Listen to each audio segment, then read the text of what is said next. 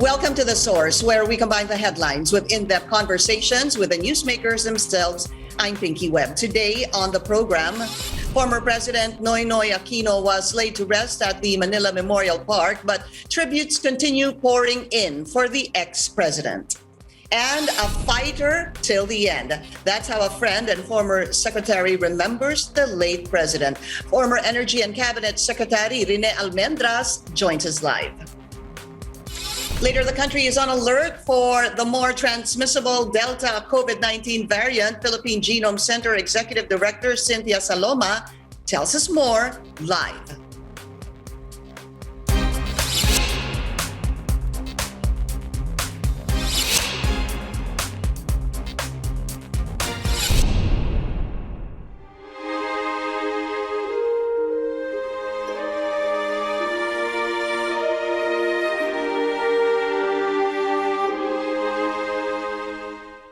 Filipinos continue to pay tribute to former President Noynoy Aquino even after he was laid to rest over the weekend. Flowers and messages of support continue to pour at the Aquino residence in Times Street at Quezon City. Others flock to Manila Memorial Park to pay their tribute. We continue to remember the life and works of former President Aquino. Let's go straight to the source of the story. We have former Energy and Cabinet Secretary Rene Almendras.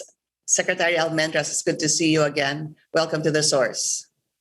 Hi, good morning. Good morning, Pinky, and good morning, everyone. So I heard and watched your eulogy. There were so many revelations there. Sabi niyo nga, after that, hindi nga po kayo magpapa-interview. So una-una, salamat po for giving us your time. You're one of the closest and dearest friends of Pinoy.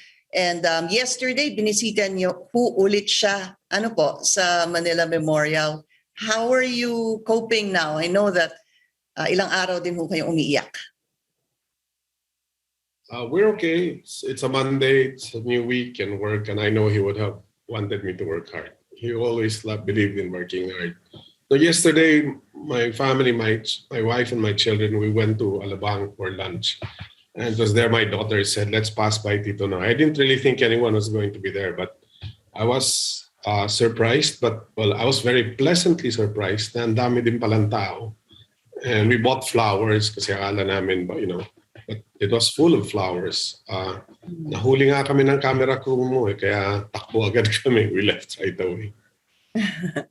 You were saying during your tribute to the former president that inamin nga na nagkaroon ho siya ng health issues, sabi niyo, a year or two. One supposed to be minor procedure prior to his angiogram or angioplasty, nag-flatline ho siya for a few seconds. I remember you saying that. What I want to find out from you, Sec. Rene, is how was the former president in maybe the last couple of months, maybe in the last even 6 months? Kamusta ho siya physically, emotionally?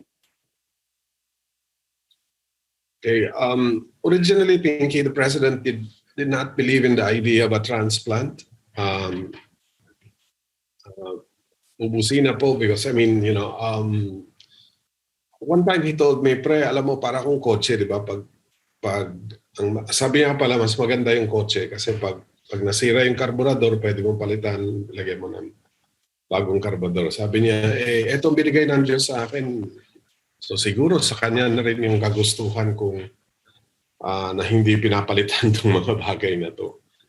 And then eventually it shifted to, yes, he became more open to the transplant. He told me, papayag ako pero may condition.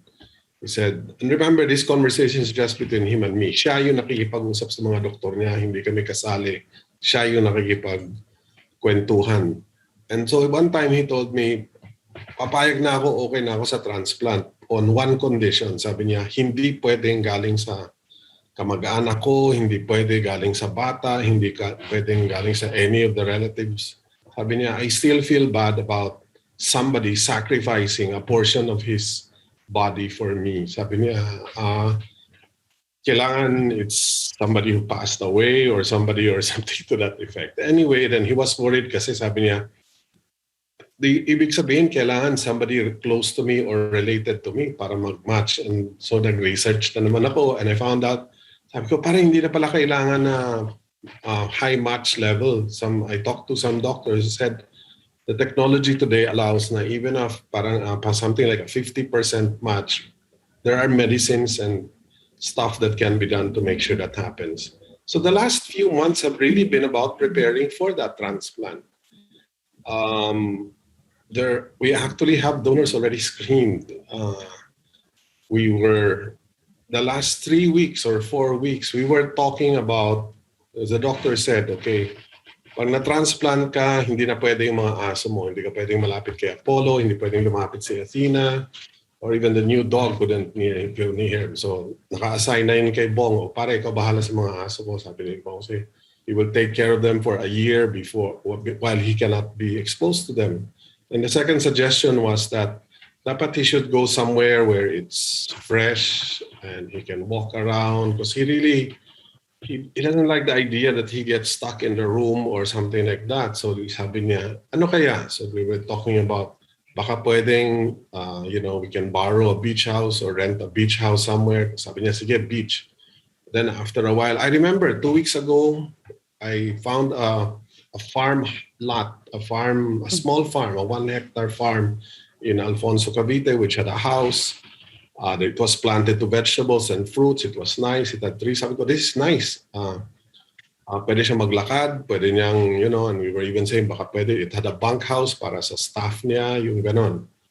Si Manolo, the brother-in-law, actually called me na, parang type niya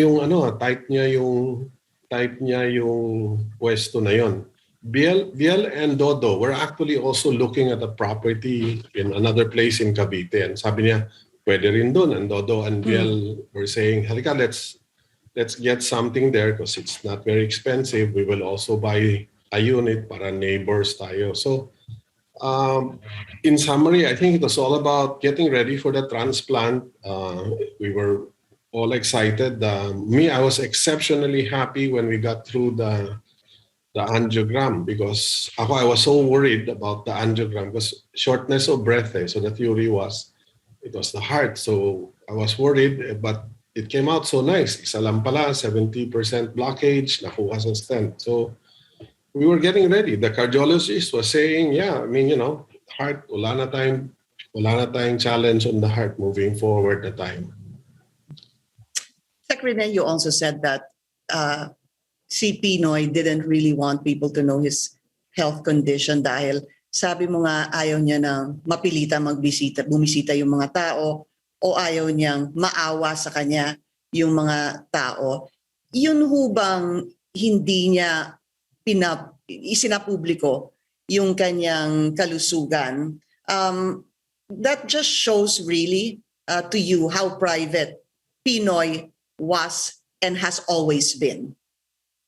Yeah, I think Pinky, I want to correct now. Some people said mapilitan. Hindi naman kami mapipilitan. Actually, I had a discussion with him and sabi ko, siyempre, yung bibisita sa'yo, hindi dahil napilitan sila. Siyempre, they care. That's why they want to visit you. I think I used the wrong word. Parang, the English to me is, he did not want to inconvenience people. Alam mo, right. If you'll allow me, I tell you a story of the U.S. Secret Service to let you know what his view of people serving him and trying of not being inconvenienced. We were in the States, I think the first few trips, if I'm not mistaken, either the first or second trip. Alam mo naman si Noy, he likes beef. Okay, kami, we both. But he doesn't like expensive restaurants. So, kaya, favorite niya is the House of Minis, mga ganun lang. So he actually asked one of the Secret Service US guys, where do you go for steak? Sabi niya, would you recommend a restaurant? Pero yung sabi niya, not expensive. And so it was recommended. Anyway, make the long story short, we were going to have dinner in this nice, cozy, not very expensive steakhouse. And then suddenly he tells me, pre, gusto ko kasama natin yung mga PSG, yung mga Secret Service sa lamesa. Gusto ko umupo sila at kumain kasama natin. So when I talked to the detail head, he went berserk. He said, no way. Sabi niya, mawawalan ka. We're gonna lose our jobs. There's no way. We're supposed to be here to protect him and do that. And I remember this was in New York. So I said, who can I talk to convince to ask permission so you don't lose your job? Sabi niya, well, we can talk to some senior guy in Washington, D.C. So tinawagan niya.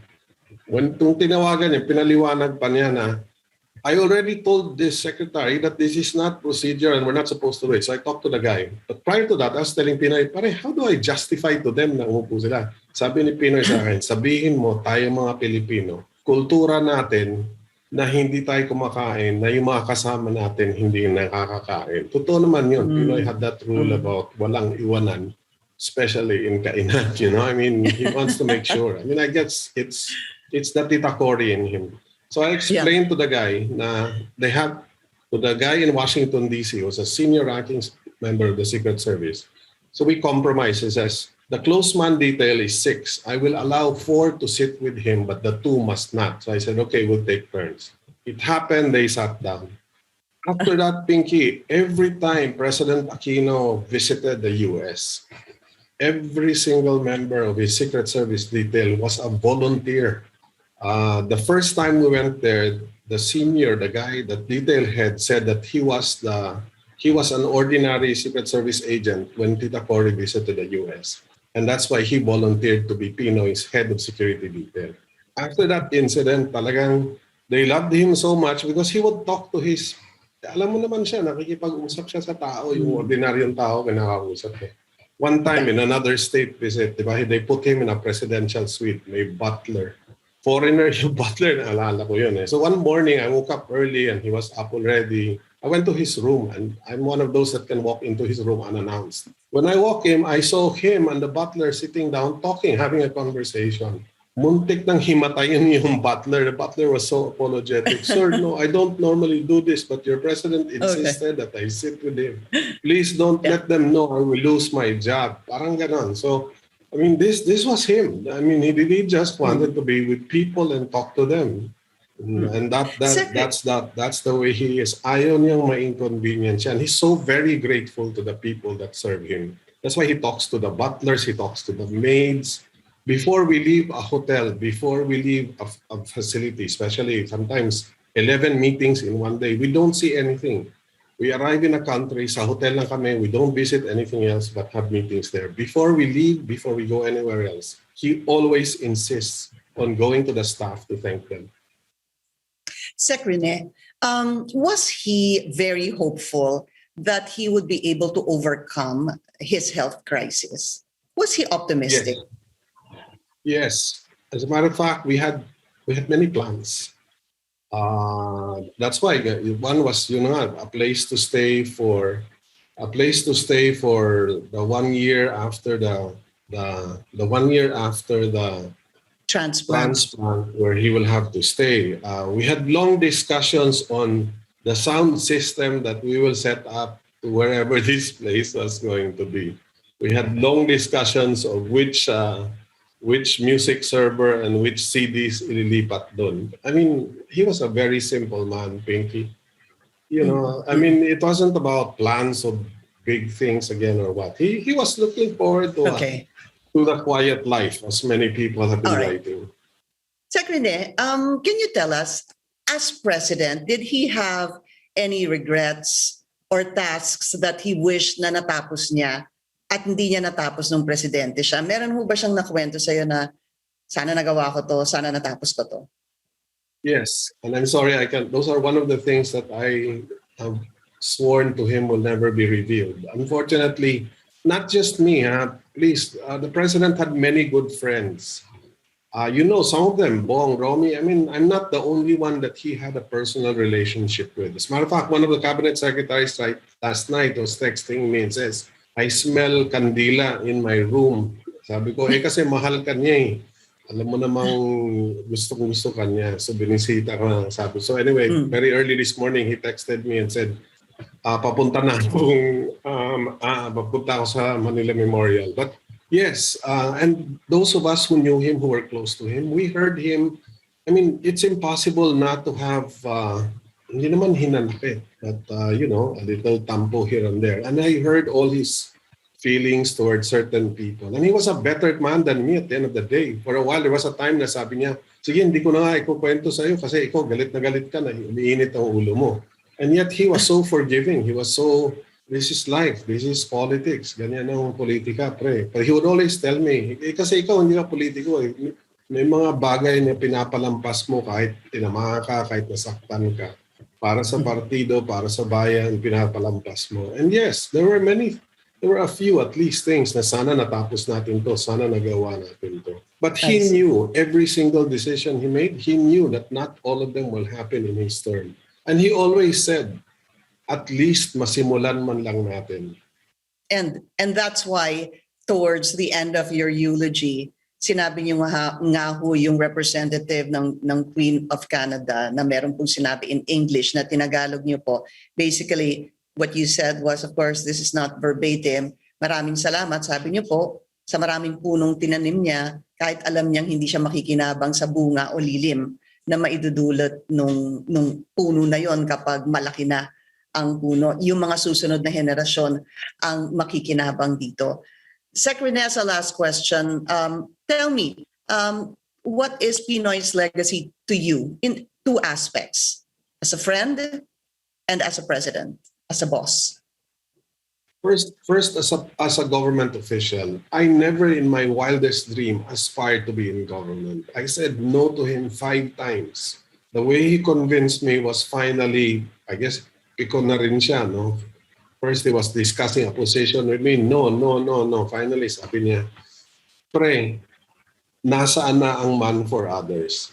So, boom. I mean, kind of got hit big time. So, tuloy. He showed me that there were really good people in government. And this whole past 4 days, I've been getting text messages, Viber messages from ordinary government employees, condoling, expressing. And so he taught me na my impression before was private sector all the way naman ako. Never nga ako gustong tumawid eh. But he showed me na there are really good, honorable people there who really are just working to make this country a better place. And they are great. There are giants in their smallness within the government bureaucracy. As a person, he taught me that you need to hang on to the things you believe in. That it's okay to aspire for things and that you cannot be bitter. I think one of the things that I learned from him is I always asked myself, had I been in his shoes, had I gone through the difficulties, the challenges, the problems that he went through, I don't think I would have held on. I mean, I would have probably packed up and left this country or gone somewhere else. But no, he showed me, hindi pre, para sa bayan, kung hindi ako, sino? Kung hindi ikaw, sino? I mean, you can't pass it on. And yes, he taught me how to say para sa bayan. Former Secretary Rene Almendras. Sir, it's good to see you again and take care of yourself. Thank you. Thank you. And coming up, we shift topics. How is government monitoring the entry of the Delta COVID-19 variant triggering coronavirus surges around the world? Philippine Genome Center Executive Director Cynthia Saloma tells us more after the break.